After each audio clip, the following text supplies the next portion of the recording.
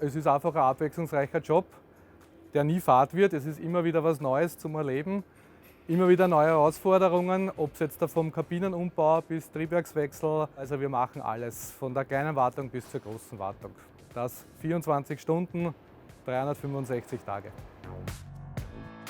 Hier wird ein C-Check gemacht. Das ist ein umfangreicher Check auf einem Flugzeug, wo eine Bodenzeit bis zu 3 Wochen benötigt wird. Hier werden die Triebwerke überholt, das Fahrwerk wird kontrolliert, diverse Anbauteile werden zerlegt und abgebaut, dafür in den Shop gebracht zu einer Überholung.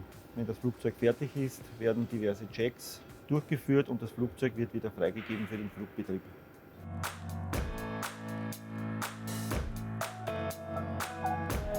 Es ist die Faszination auf so einem tollen Gerät und technischen, meiner Meinung nach Meisterwerk arbeiten zu dürfen.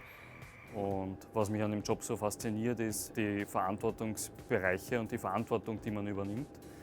Ich habe mich dazu entschlossen, bei der Austrian in der Technik zu arbeiten, weil ich nie einen Bürojob machen wollte, sondern immer was Handwerkliches. Und die Fliegerei hat mich schon immer fasziniert, weil ich viele Freunde im Ausland habe und das so öfters sehen kann. Man entdeckt jeden Tag und lernt jeden Tag was Neues. Ich weiß nicht, was auf mich zukommt und das ist irgendwie auch ein toller Reiz an dem Ganzen.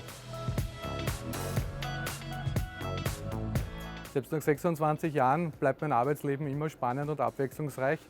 Die Technologie verändert sich, es wird immer moderner und man lernt einfach nie aus. Es ist eine sehr interessante Branche, es ist eine zukunftsträchtige Branche mit sehr großem Wachstum verbunden. Daher suchen wir Kolleginnen und Kollegen aus den technischen Lehrberufen, die wir in weiterer Folge zu Flugzeugmechaniker ausbilden können. Das ist gegliedert in die Basisausbildung, wo man diverse Module durchlaufen muss, von Mathematik, Physik, Aerodynamik über luftfahrzeugspezifische Themen, bis hin zur Typenausbildung, wo dann ein theoretischer und praktischer Teil folgt und auch nochmal ein On-the-Job-Training, wo diese ganzen Fertigkeiten gefestigt werden.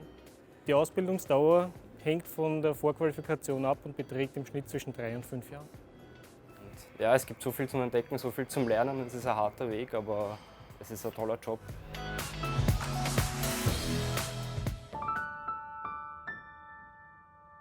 Austrian, the charming way to fly.